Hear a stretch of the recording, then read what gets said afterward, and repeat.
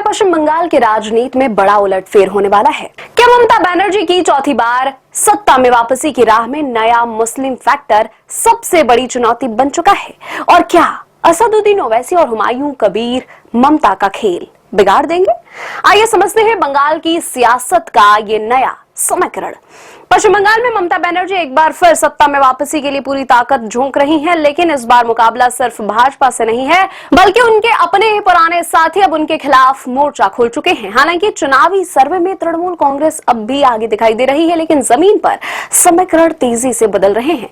खासकर 2026 चुनाव से पहले नई राजनीतिक चालें खेली जा रही हैं। बंगाल के राजनीति में सबसे बड़ा गेम चेंजर है मुस्लिम वोट बैंक। राज्य में करीब 30% मुस्लिम आबादी है और 294 में से 100 से 125 सीटों पर इनका सीधा असर पड़ता है। 2021 चुनाव में यही वोट बैंक तृणमूल कांग्रेस के साथ मजबूती से खड़ा था, लेकिन अब तस्वीर बदलती नजर आ रही है। ओवैसी की पार्टी AIMIM और हुमायूं कबीर दोनों ही इस वोट बैंक में सेंध लगाने की कोशिश कर रहे हैं। अगर ऐसा हुआ तो ममता की जीत का गणित गड़बड़ा सकता है। मुर्शिदाबाद के कद्दावर नेता हुमायूं कबीर अब ममता के लिए सबसे बड़ी टेंशन बनते दिखाई दे रहे हैं। कभी टीएमसी के ही मंत्री रहे कबीर अब खुलकर ममता के खिलाफ खड़े हैं।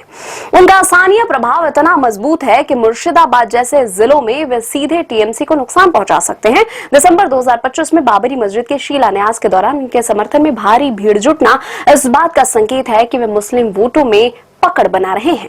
वहीं दूसरी ओर असदुद्दीन ओवैसी का साफ कहना है कि वे बंगाल में स्वतंत्र मुस्लिम नेतृत्व खड़ा करना चाहते हैं। उनका ये संदेश खास तौर पर उन युवाओं को आकर्षित कर रहा है जो मौजूदा सरकार से नाराज हैं। अगर ओवैसी और कबीर का प्रभाव बढ़ता है तो मुस्लिम वोटों का बंटवारा तय माना जा रहा है।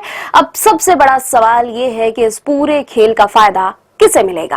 राजनीतिक जानकारों का मानना है कि अगर मुस्लिम वोट बैंक बढ़ते हैं तो इसका सीधा फायदा भारतीय जनता पार्टी को मिल सकता है। 2021 में भाजपा ने 77 सीटें जीतकर बड़ा उछाल दिखाया था और अब घुसपैठ और महिला सुरक्षा जैसे मुद्दों पर पार्टी लगातार हमलावर है। ऐसे में कम अंतर वाली सीटों पर भाजपा की जीत की संभावना और मजबूत हो सकती है। हालांकि ममता बनर्जी भी चुप नहीं बैठी हैं।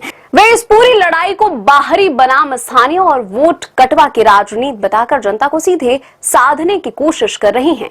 और सच ये भी है कि ममता का किला अब भी मजबूत है। अगर उनकी 50 सीटें भी कम हो जाती हैं तो वे भी बहुमत के आंकड़े से आगे रह सकती हैं।